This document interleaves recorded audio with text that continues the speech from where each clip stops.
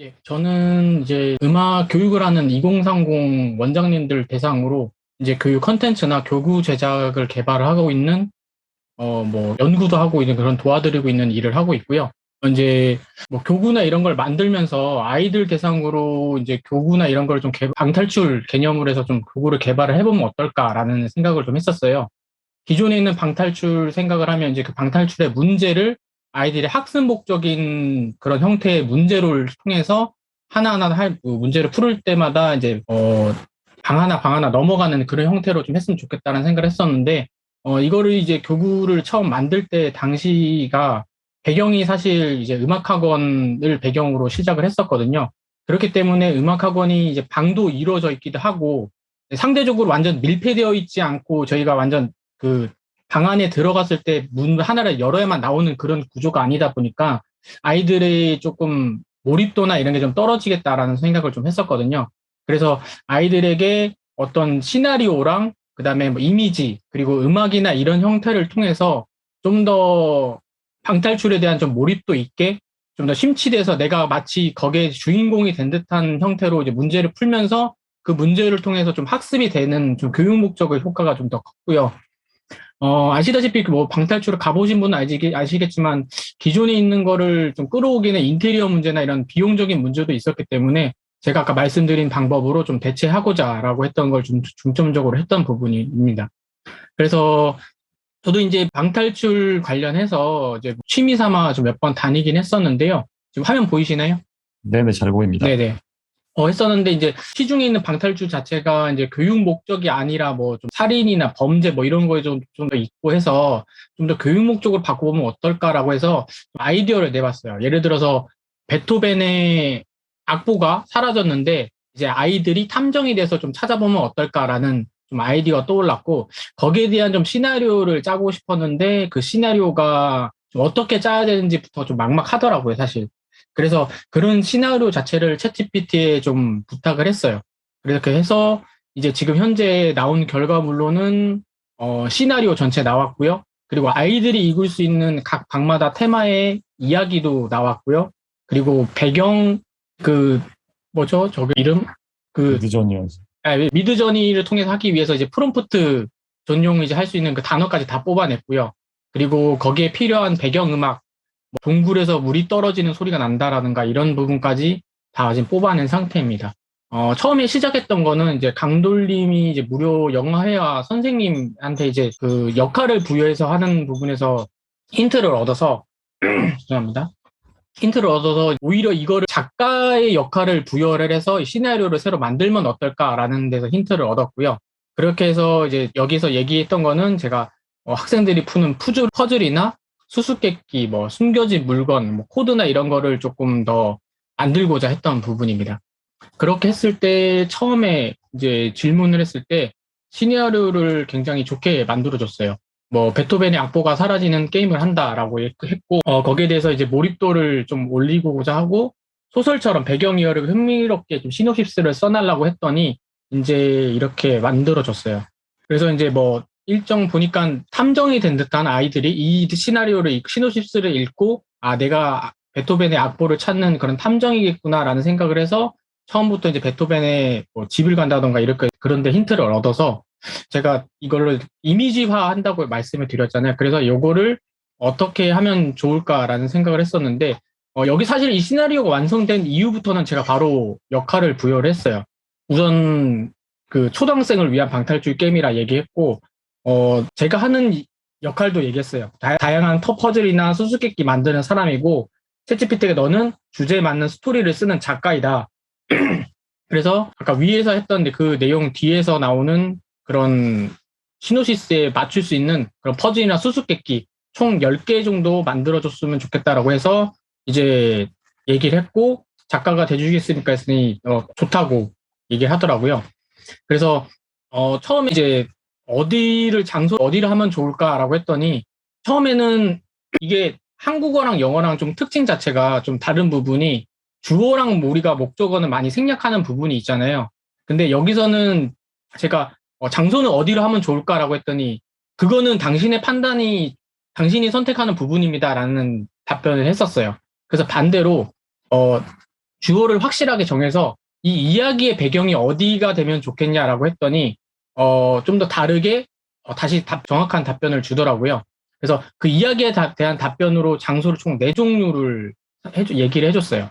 베토벤의 서재, 그리고 시골 음악, 비엔나 연주회장, 그리고 뭐 신비한 저택을 얘기했는데 저는 여기서 이 얘기를 듣고 좀 더 저희 아이디어를 좀 추가를 했으면 좋겠다라는 생각이 들어서 베토벤의 집문 앞, 그리고 베토벤의 서재, 그리고 베토벤의 이제 마지막 공연했던 그런 비엔나 공연장, 그리고 마지막으로 집에 그 신비한 지하실이라고 해서 총 4개 장소를 제가 픽스를 해서 알려줬고요. 처음에 이제 문 열릴 때 이제 문이 있으니까 거기에서 이제 그림에 있었으면 하는 그 사물 자체를 추천해달라고 얘기를 했었고요. 근데 여기서 제가 얘기했던 거는 예시를 좀 많이 들어줬어요. 예시를 들어주니까 제 예시에 맞게 좀 많이 해줘서 예시를 들어줬던 거는 뭐 예를 들어서 베토벤의 집에 문이 굳게 닫혀 있습니다. 자물쇠가 아니라 특별한 퍼즐로 풀어야만 열 수 있는 듯한 뭐 그림이 있습니다. 라는 식으로 예시를 들어줬더니 예시 자체도 첫 번째 퍼즐을 제안을 해줬어요, 저한테. 베토벤의 문이 닫혀 있고 자물쇠가 아닌 특별한 퍼즐을 열 수 있다. 그리고 뭐 둘러싼 정원이라든가 뭐 이제 뭐 꽃병이라든가 이렇게 저희가 쓸 수 있는 그런 사물들, 그 실마리로 쓸 수 있는 그런 사물들까지 얘가 다 추천을 해줬고요. 그리고 아이들이 이런 문제를 풀기 위해서 뭐 정원에 있는 벤치에서 뭐 음악 기호를 찾을 수 있는 듯한 그런 것까지, 이런 문제까지 다 제시를 해주는 거 볼 수 있었습니다. 이제 여기서 끝났고 첫 번째 장소에서 이제 두 번째 퍼즐을 넘어가게 해서 이제 문을 열었으니까 베토벤의 집에 도착했다고 제가 얘기를 했고요. 근데 이제 조금 더 그걸 하기 위해서 이 서재가 안 보이는 걸로 일부러 설정을 제가 해줬어요. 그러니까 서재가 어디 있는지 찾아야 되는데 아이들은 사실 서재의 존재조차도 모르는 설정이면 애들이 좀 재밌겠다라는 생각이 들어서 아이들이 서재의 그런 존재 자체를 모른다 얘기하고 문도 안 보이기 때문에 이런 문은 찾기 전까지 그런 문의 실마리를 찾는 그런 스토리랑 그 퍼즐을 알려달라고 했더니 똑같이 거기에 대한 걸 알려줬고요. 그리고 이제 마침내 그 퍼즐을 열고 난 이후에 베토벤 서재에 도착했을 때 저는 그것도 좀 생각을 했었어요. 이제 서재에 들어갔는데 이제 마지막 악보가 사라졌으니까 마치 어지러운 듯한 좀 막 너저분하게 악보가 막 흩어져 있는 듯한 상상도 해서 그런 상상을 좀 제가 더 추가를 해줬어요. 그래서 그런 퍼즐들을 좀 이제 일기장을 발견하게 되고 그 일기장을 해독했을 때 공연장이 마지막 공연했다라는 실마리를 발견하게끔 얘기를 했고요. 그렇게 해서 이제 공연장에 도착을 하고 공연장에 도착을 했을 때 또 다시 한번 더 문제를 풀고요. 문제를 풀었는데 여기서 조금 더 제가 또 추가적인 아이디어를 줬던 거는 공연장에 비밀 통로가 있어서 베토벤의 집의 지하실로 연결이 되면 더 재밌겠다라는 생각이 들었어요. 왜냐면은 실질적인 공간에서 조금 좀 제한적인 부분이 있어서 다시 원상태로 돌아오면은 좀 더 재밌겠다라는 생각이 들어서 이런 그런 문제에 필요한 퍼즐이나 이런 시나리오 자체도 지금 다 짰고요. 이렇게 해서 총 10가지 문제, 마지막 지하실에서 이제 자물쇠 그 보관함을 열었을 때 마지막 악보를 찾는 그런 것까지 시나리오를 다 짰고요. 그리고 여기서 끝나지 않고 생각하시기에 좀 흥미로웠던 거? 그 몇 개만 이렇게 말씀해 주셔도 좋을 것 같고요. 일단은 하면서 저도 여기 보면은 이게 처음 완성된 게 아니고 여기 보면은 2라고 돼 있잖아요. 이 이전에 제가 사전적에 먼저 질문을 했던 게 있어요. 그 질문을 했을 때 이게 뭐였냐면은 그 이야기 장소는 어디가 좋을까? 주어 다 빼고 여기에 대한 장소는 어디가 좋을까라고 했을 때 얘가 그거는 당신의 선택입니다라는 식으로 얘기하길래 이게 영어랑 한국어에 조금 다른 점이구나라는 생각을 해서 다시 한 번 더 요 수정 버튼도 눌러서 다시 한 번 더 제가 재질문을 한 거예요. 요 위에 있는 내용 그대로 그때 재질문을 해서 그 이야기의 배경이 되는 그런 장소를 달라라고 했더니 다시 한 번 더 정확한 제가 원하는 답변을 주더라고요.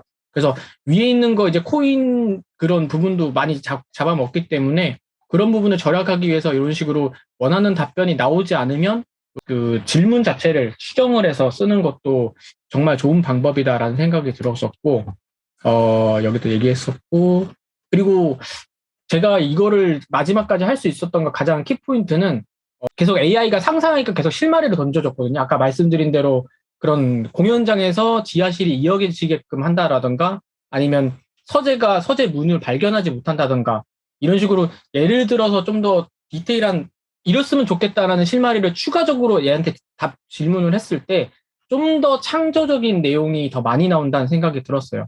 그래서 아무 답변 없이 야 네가 알아서 다 짜와라고 하는 것보다 문득문득 그 답변을 보면서 하나하나 보면서 좀 더 나의 디테일을 좀 추가로 이거 더 추가해줘 할 때 좀 더 완벽한 답변이 나온다라는 생각을 했어요.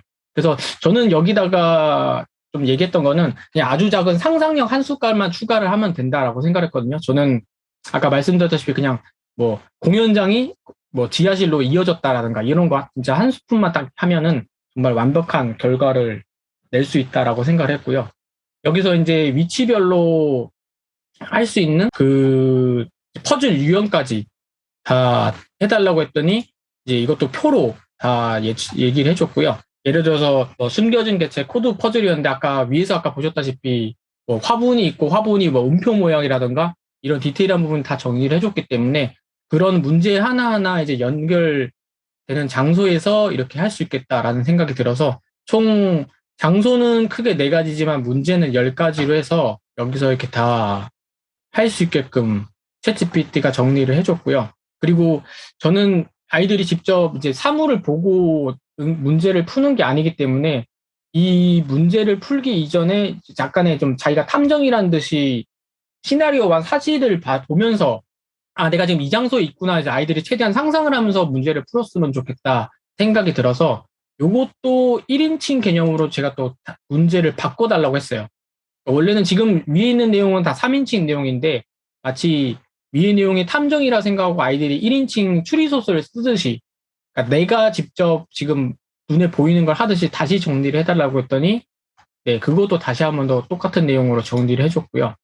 좀 했더니 좀 더 디테일해졌어요, 확실히. 베토벤의 집에 들어갔을 때 나는 설렘과 놀라움이 가득 찼습니다. 라는 식으로 1인칭으로 확실히 바뀌었더니 좀 더 몰입도 있게 아이들이 좀 다가갈 수 있겠다라는 생각이 좀 들었었고요.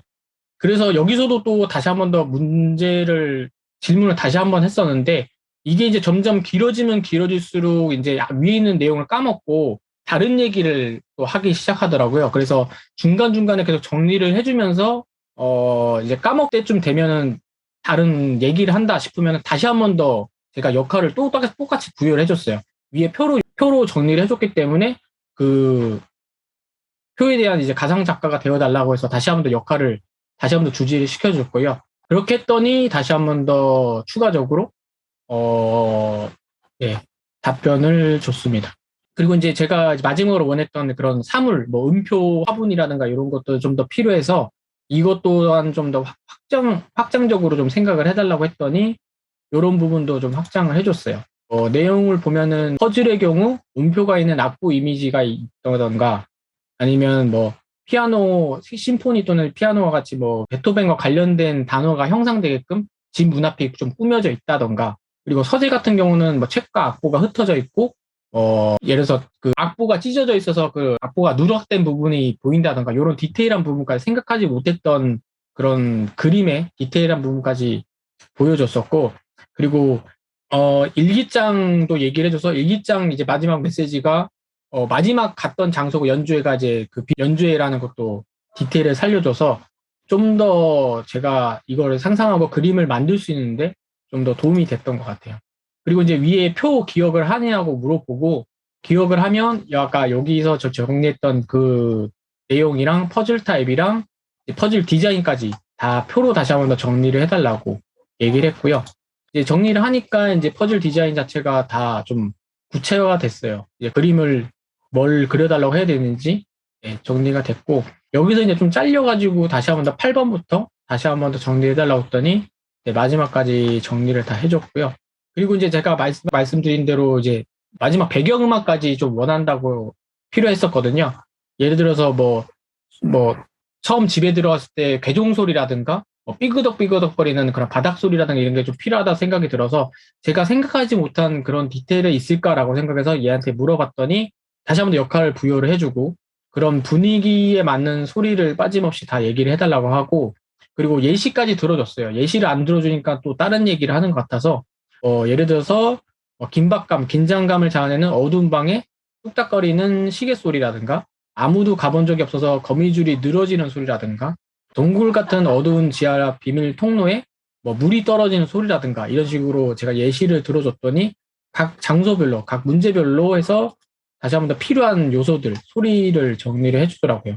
그래서 베토벤 집에서는 뭐 클래식 음악 소리, 그리고 뭐 낡은 마룻바닥 삐걱거리는 소리, 괴종시계, 그리고 이제 집에서 문 앞으로 들어오기 전까지 또 정원이 지나가니까 이런 부분에서 뭐 새가 지저귀는 소리라든가 뭐 바람 소리라든가 이런 것까지 디테일하게 다 해줬고요. 그리고 서재에서도 마찬가지로 뭐 페이지 넘기는 소리라든가 이런 게 나서 확실히 좀 더 집중력이 높겠다. 제가 생각한 거 이상으로 답변을 줬다라는 생각이 들었고, 뭐 비밀통로에서는 마찬가지로 뭐 바람 소리라든가 뭐 나무 기둥이 삐걱거리는 소리나 물 떨어지는 소리라든가 이런 것까지 다 디테일하게 얘기해줬어요. 그리고 마지막에 이제 피날레로 이제 악보를 찾는 그 지하실에서는 실제로 방탈출 가서도 좀 무서운 공간이나 어두운 공간에서는 막 속닥거리는 슉슉슉 이런 소리 좀 있는 그런 효과가 나잖아요. 공포 영화에서. 그런 제가 따로 시키지 않았던 그런 디테일함까지 뭐 숨소리라든가 희미한 속삭임이 들린다 이런 것까지 표현을 해줘서 이것만 이제 키워드를 따서 뭐 유튜브나 이런 데서 찾으면 충분히 쓸 수 있겠다 싶었기 때문에 이제 마지막 다 준비가 된 거죠. 시나리오, 퍼즐, 그다음에 뭐 그림, 음악이 다 준비가 됐기 때문에 요거대로 이제 바로 지금 제작을 할 수 있는 그런 단계가 된 부분이 있습니다. 네, 제가 여기까지입니다. 감사합니다. 혹시 그 질문이나 코멘트 주신 분 있을까요? 뭐 조금 더 상세하게 말씀해 주셨으면 하는 부분